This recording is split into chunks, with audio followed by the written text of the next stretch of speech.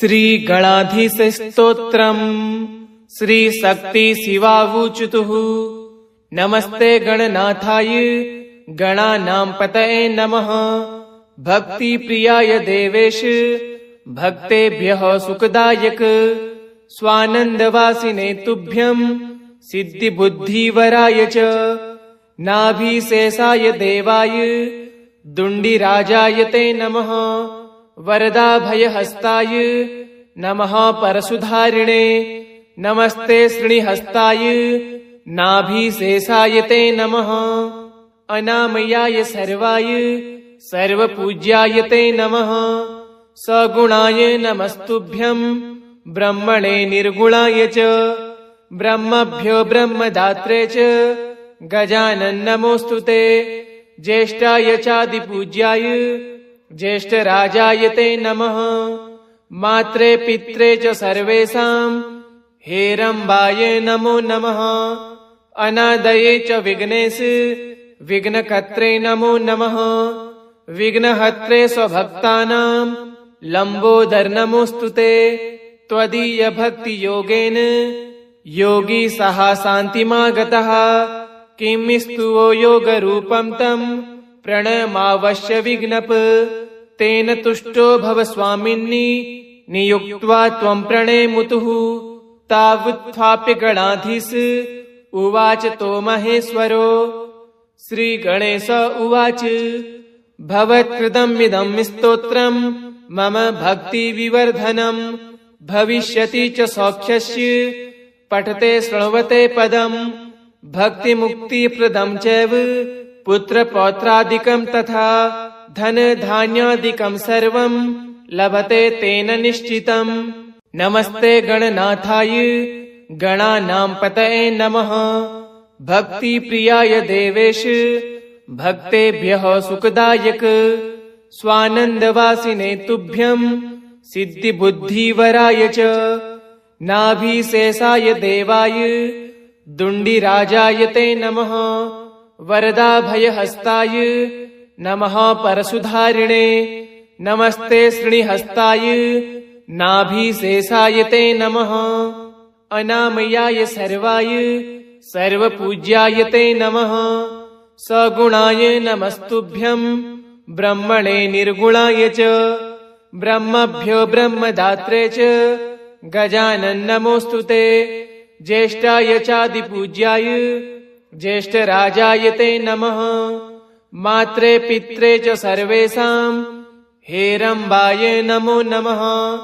अनादये च विघ्नेश विघ्नकर्त्रे नमो नमः। विघ्नहर्त्रे स्वभक्तानां लम्बोदर नमोऽस्तुते। त्वदीय भक्तियोगेन योगी सः शान्तिमागतः। किमिस्तुवो योगरूपं तं प्रणमावश्य विघ्नप। तेन तुष्टो भव स्वामिन्नि नियुक्त्वा त्वं प्रणेमुतुः।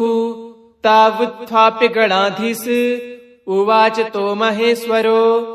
श्रीगणेश उवाच भवत्कृतमिदं स्तोत्रं मम भक्तिविवर्धनम् भविष्यति च सौख्यस्य पठते शृण्वते पदम्। भक्तिमुक्तिप्रदं चैव पुत्रपौत्रादिकं तथा धनधान्यादिकं सर्वं लभते तेन निश्चितम्। नमस्ते गणनाथाय गणानां पतये नमः। भक्तिप्रियाय देवेश भक्तेभ्यः सुखदायक स्वानन्दवासिने तुभ्यं सिद्धिबुद्धिवराय च नाभिशेषाय देवाय दुण्डिराजाय ते नमः। वरदाभयहस्ताय नमः परशुधारिणे नमस्ते श्रीहस्ताय नाभिशेषाय ते नमः। अनामयाय सर्वाय सर्वपूज्याय ते नमः। सगुणाय नमस्तुभ्यं ब्रह्मणे निर्गुणाय च ब्रह्मभ्यो ब्रह्मदात्रे च गजानन नमोऽस्तुते। ज्येष्ठाय चादिपूज्याय ज्येष्ठराजाय ते नमः। मात्रे पित्रे च सर्वेषां हेरम्बाय नमो नमः। अनादये च विघ्नेश विघ्नकर्त्रे नमो नमः। विघ्नहत्रे स्वभक्तानां लम्बोदर नमोऽस्तु ते। त्वदीय भक्ति योगेन योगी सः शान्तिमागतः। किं स्तुवो योगरूपं तं प्रणमावश्य विघ्नप। तेन तुष्टो भव स्वामिन्नि नियुक्त्वा त्वं प्रणेमुतुः। तावत्थाप्य गणाधीश उवाच तो महेश्वरो। श्रीगणेश उवाच भवत्कृतमिदं स्तोत्रं मम भक्तिविवर्धनम् भविष्यति च सौख्यस्य पठते शृण्वते पदम्। भक्तिमुक्तिप्रदं चैव पुत्रपौत्रादिकं तथा धनधान्यादिकं सर्वं लभते तेन निश्चितम्। नमस्ते गणनाथाय गणानां पतये नमः। भक्तिप्रियाय देवेश भक्तेभ्यः सुखदायक। स्वानन्दवासिने तुभ्यं सिद्धिबुद्धिवराय च। नाभिशेषाय देवाय दुण्डिराजाय ते नमः। वरदाभयहस्ताय नमः परशुधारिणे। नमस्ते श्रीहस्ताय नाभिशेषाय ते नमः। अनामयाय सर्वाय सर्वपूज्याय ते नमः। सगुणाय नमस्तुभ्यं ब्रह्मणे निर्गुणाय च।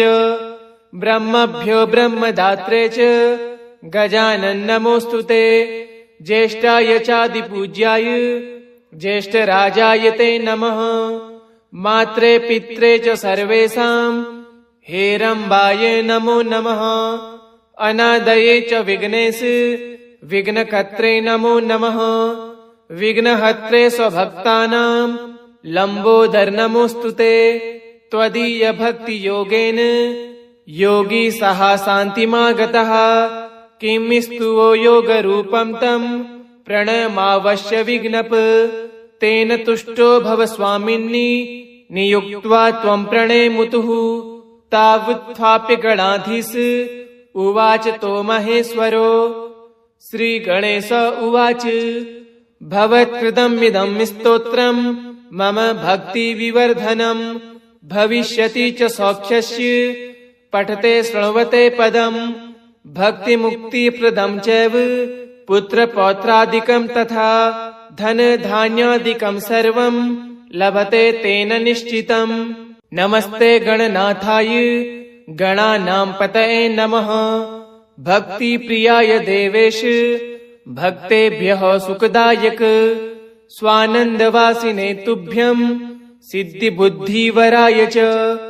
नाभिशेषाय देवाय दुण्डिराजाय ते नमः।